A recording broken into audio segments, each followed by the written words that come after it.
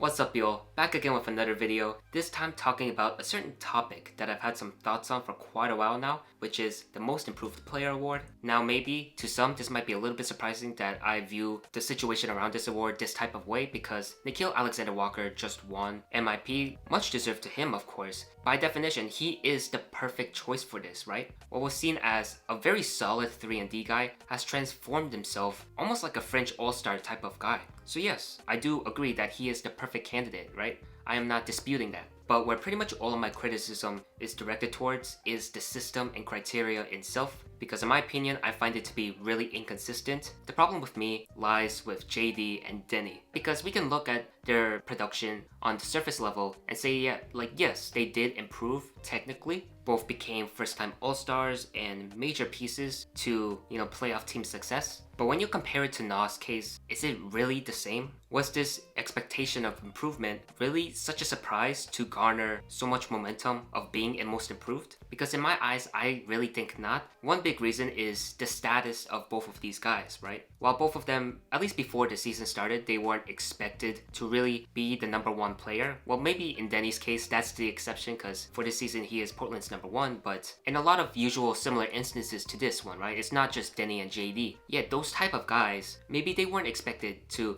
be the type of caliber of player to lead a league in scoring or just lead his team overall. But they definitely were expected to improve, and those expectations were significant. They weren't just some insignificant objectives, some small side quests here and there. No, before this season started, when you asked what was expected of Jalen Duren, he was expected to contribute a heavy part towards Detroit's success, because he was already such a beast in the previous season. Same with Denny, especially when we look at the status of Denny Avdia, his stock was already on the rise. When you look at him being traded from Washington and what Portland had to give up for him, Portland did give up, a couple players and a couple of major first-round picks. So already people were envisioning him to be an immense contributor, if not immediately, then in the future. I mean, I don't think you have that type of hole with someone not worth investing, with someone you don't really have too much hype for. And one additional factor was, these are also two guys who already had tons of usage in years past. Sure, Jalen Duren was always behind Cade, but he wasn't rotting on the bench. He was tasked with the role of being that second option. When you look at Denny Avdia was able to accomplish in the season prior, in the 2024-25 season, we saw that when he has the ball in his hands, he can make magic happen.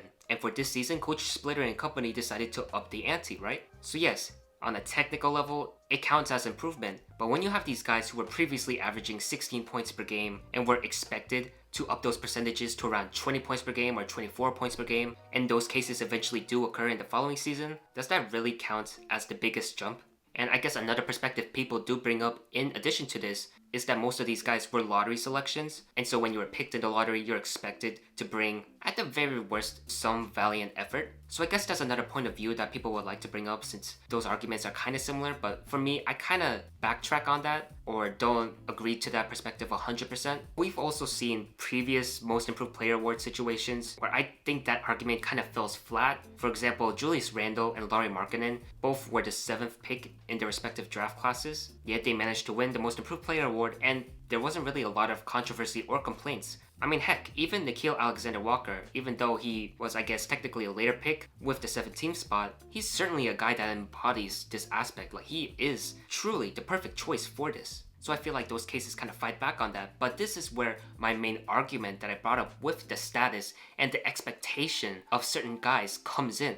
Because as previously stated, we expected Denny Avdia and Jalen Duren to be special, to keep looking forward to their progression, their improvement. But with Julius Randle and Lauri Markkanen back then, were people really discussing those two in such a manner? Sure, Randle's career wasn't hitting any lows, but it seemed like his career had already hit its ceiling. Same with Markkanen. I mean, Lauri's case could be seen as more dire, because after being ruined by Boylen and Garpax, all that was left of him was that he can shoot threes and he provides length. Even when the transaction to Utah was finalized, I can surely bet that no one, not even the biggest Lauri Markkanen fan, can envision the type of scenario where he is now a focal point in Utah's future and is a guy that has earned himself a supermax, right? So this is where the expectations and status that I keep bringing up really comes into play. Because regardless of what pick you were selected in, with the exception of top 5, which we'll definitely get into later on, regardless of that, if your career was already on a special career trajectory, albeit gradual pace, to me that's more so in place with all NBA teams, possibly even MVP, although that is a little bit too out of place, but not as out of place as most improved player.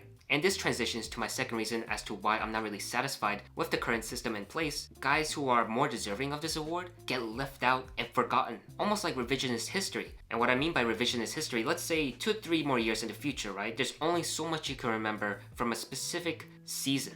If someone randomly asks you, hey, you know, during the 2025 to 26 season, do you know who really took a leap or had a breakout season? Who really turned themselves from no names to solid names? For the average fan or the fan who tries to tune into the NBA community regularly, they're not going to remember much. No fault to them, but all they have left at their disposal is the 3 finalists, Nikhil, Denny, and JD. But would you really remember guys like Ryan Rollins and Neemias Queta? The chances of even remembering those names, probably very, very low. And both of them played over 70 games, so they definitely met the 65 game rule criteria. And I briefly mentioned Larry's career looking kinda dim. For Rollins' case, it was that, but probably times 50. You know, he was selected in the second round, 44th pick, and during his time with Washington, it wasn't really much, and I feel like that's the nicest way I could put it. And the most attention he ever got was that he shoplifted at Target, so when he eventually did get dealt to Milwaukee, was anyone really expecting him to transform himself into a 17.3 points per game scorer? Someone who dishes out 5.6 assists, albeit with some more turnovers than you would probably like out of him, but still, that's doubling and then some. You're close to tripling your averages at that point.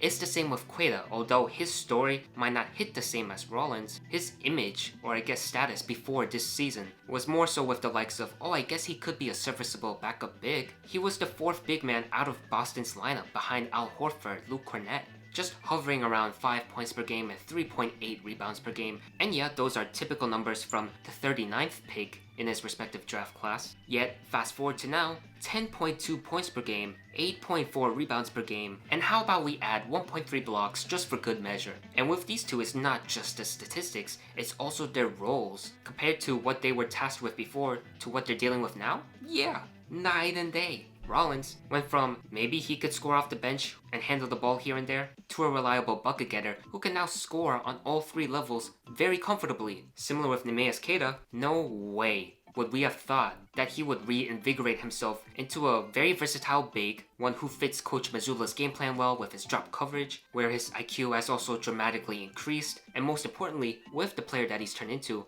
is a quality starting center.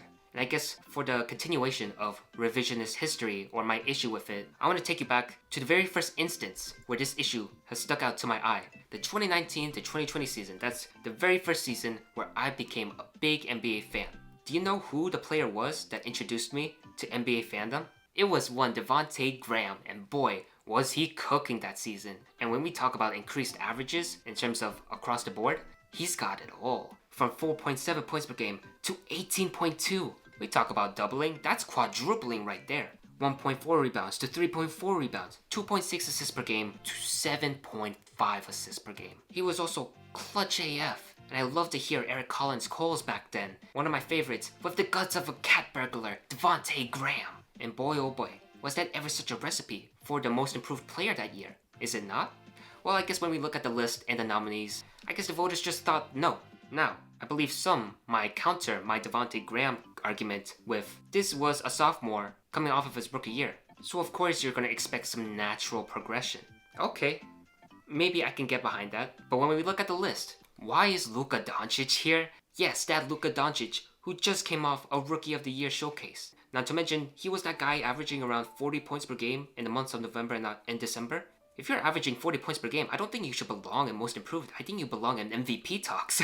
And this is the main reason why I brought up Devonte Graham being so similar with the revisionist history. Had I entered the NBA fandom in 2020 to 2021, the following season, no way would any thought of Devonte Graham would have crossed my mind had I seen the 3 guys of B.I., Bam, and Luka. And that's the revisionist history I'm talking about. I mean, yeah, we kind of lost the plot. Yeah, I'm not afraid to say it. We lost the plot, although we're kind of regaining ground, right, with the Nickeil Alexander win. But yeah, safe to say I'm not excited for next year's nominees either. I mean, maybe there's a change of heart, but what's next? A VJ Edgecombe selection for Most Improved Player? Yeah, I guess that ends my long spiel. Thank you for watching this video, and let me know what you guys think of this award in the comments down below. Do you agree with me with how out of place this award seems to be, or am I off my rocker? Am I just over exaggerating things? Again, let me know, and I'll see you next time.